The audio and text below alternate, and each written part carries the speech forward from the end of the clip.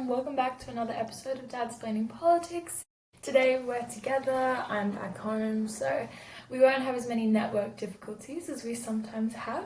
Nice to see you, Mr. Mark Phipps, how are you doing? Hi Freddie, good, thank you. How are you? Great, I'm doing great. I think we're both doing particularly well because obviously, as I'm sure a lot of you have heard, around 2 hours ago, our Prime Minister Anthony Albanese declared that in September at the UN General Assembly meeting, he would recognise the state of Palestine. So obviously there's a lot of different factors associated with that. It doesn't mean that the Australian government is completely behind Palestine or anything of the sort, but we'll get into that first, I think, talking about Palestinian statehood. And then we're going to talk about the conference with Putin and Trump coming up really soon. Yeah. Do you want to go first? Yes. So finally the Australian government has made the announcement about recognising the state of Palestine, following on from France and the UK, particularly large countries, and Canada as well. And so in a sense it's good that they've finally got to this conclusion. Netanyahu overnight, they obviously informed the Israelis of this on Sunday, and Netanyahu overnight said it's shameful, and if this had happened next to Sydney or Melbourne, Australians would be doing exactly what Israel's done, and not in as targeted a way, but certainly not using diplomatic language and sort of lashing out somewhat is the response there. And I suppose the interesting thing will be the opposition's response to this in Australia. And of course, the argument people use is that, Hamas is still in power, and of course a Palestinian state with any semblance of Hamas still around is not going to work, right? So that's the complexity of this that needs to be worked out. Both agree that symbolically the Australian government had to say this. Well, yeah, of course. I mean, yeah. Naturally. I think one of the other elements of it that Albo is very focused on is the role of Palestine in assuming this statehood itself and who was going to lead this state, right? And I think that's what Macron and the rest of the leaders and Keir Starmer, etc., have also echoed, that they really want there to be an effective government in charge before they recognise the state itself.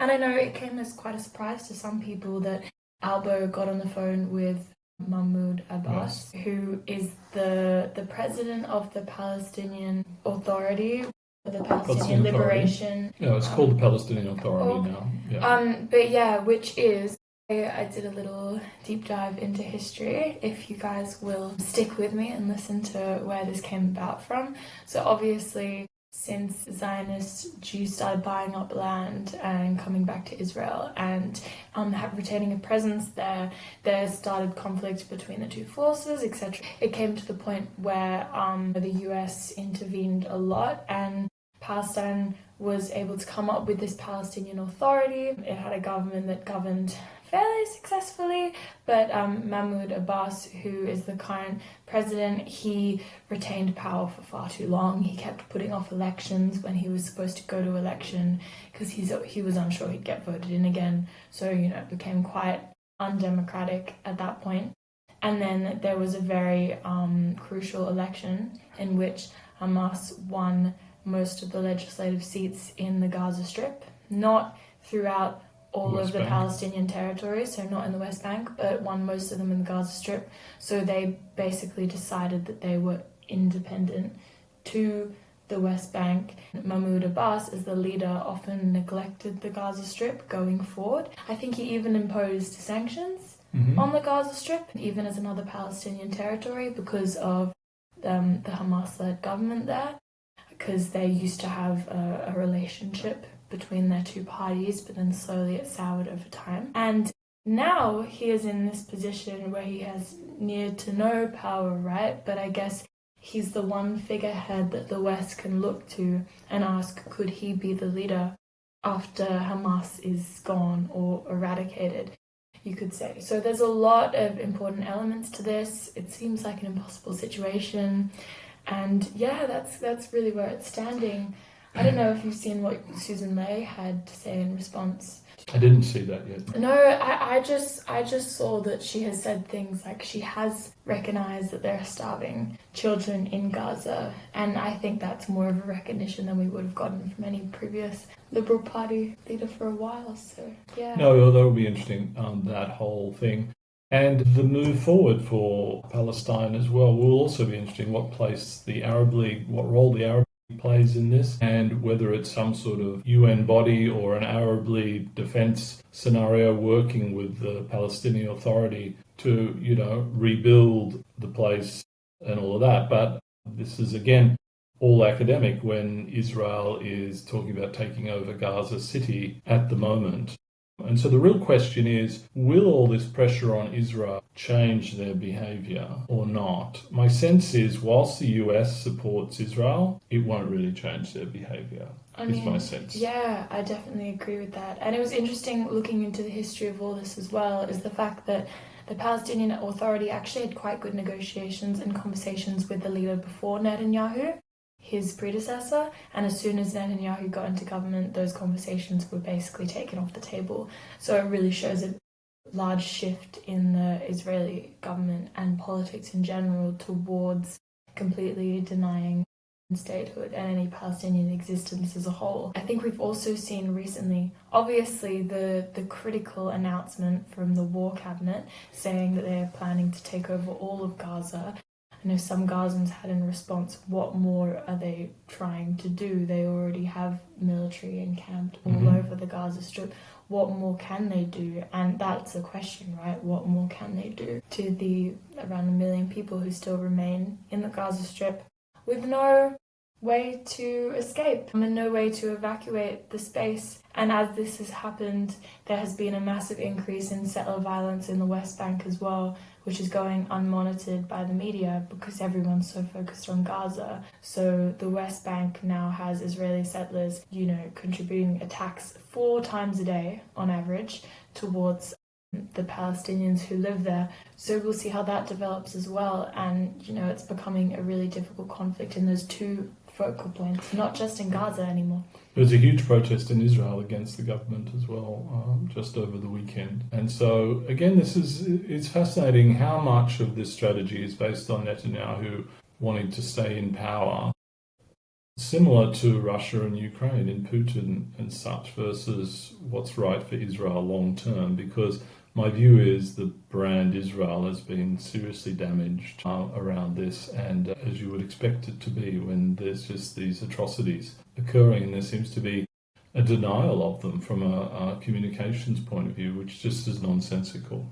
Yeah, completely nonsensical. And I know that you've always had quite a great deal of respect for Israeli society, but I have seen some things recently where you see the conditions and the educational conditions of living within Israel, and you see the level of hatred.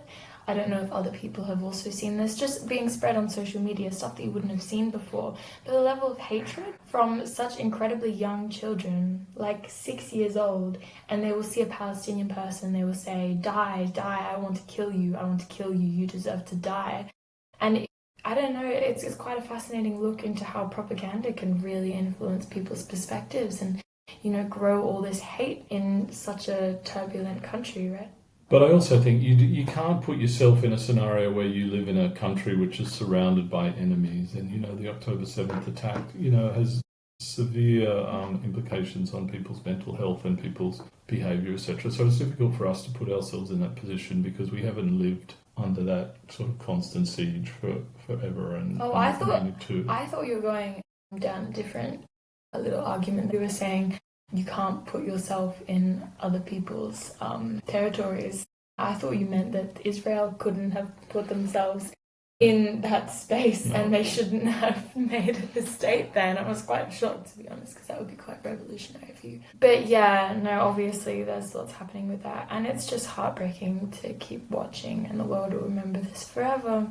And I guess we like to think that protest that happened last week that you were lucky to be at had some sort of impact on Albanese, and that's why he came out and said that he would recognise Palestine. So I think we can attribute it a bit to that, and attribute it to the fact that a large majority of the Labour government is in support of recognising Palestine, and a lot of them marched at the protest. I mean, Ed Husic obviously was at the front, and we had a number of other like really prominent Labour MPs. I think it's an overall global reflection about how people's attitudes towards Israel versus Palestine have changed in this whole 6 or 12 months, and understandably, this is the damage I think that's being done to brand Israel, and I think it's going to take many, many years to recover it, and it will be fascinating what the long-term implications of this are.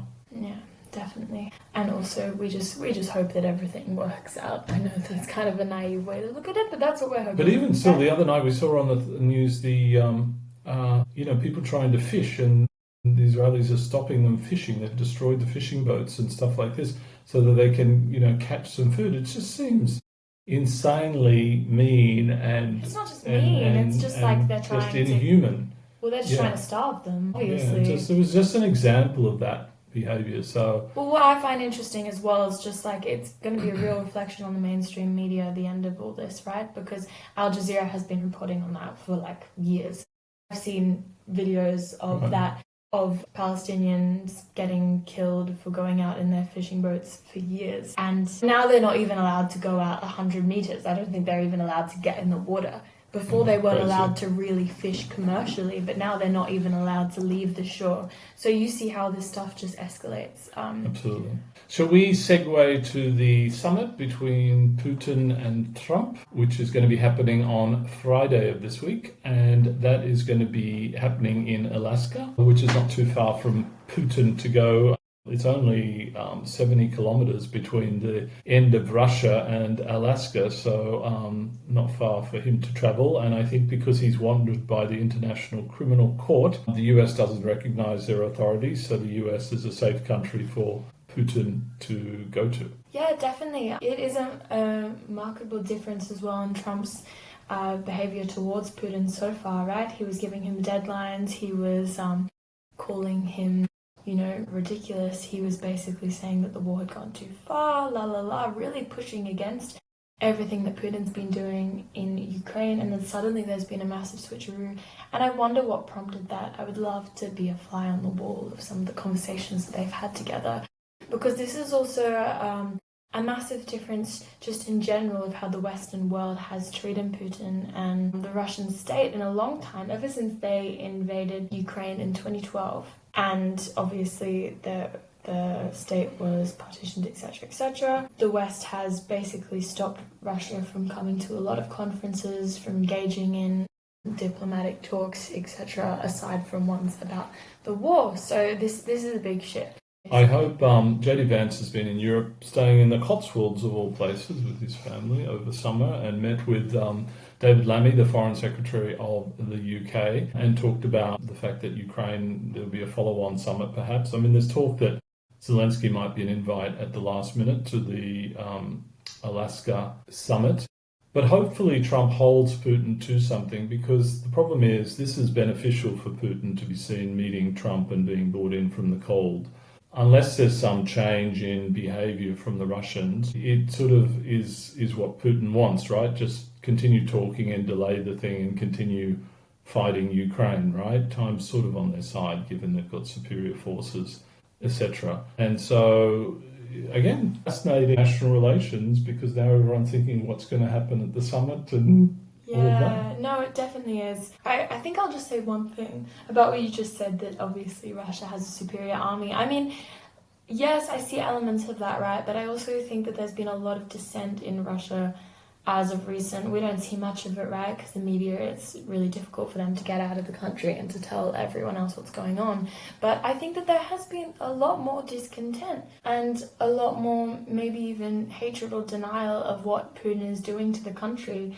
I think there's only so many people that can die in your community before you start to question, why are we even past war, right? So it's interesting to see what happens there. I mean, something that will likely not happen soon, but we would hope would happen, is that there'd be like a massive uprising in Russia, which would just end the whole thing from the inside without having to fight on the side of Ukraine. But that's incredibly unrealistic. Don't hold your breath on that. I think, everything I've read about Russia, I felt you roll roll your eyes. I didn't even need to see Putin it. is so entrenched and take either an assassination attempt or successful assassination attempt or, a complete embarrassment for Russia of, complete defeat in Ukraine for Putin to lose power. Again, a bit like Netanyahu, that's why he wants this war to continue as well.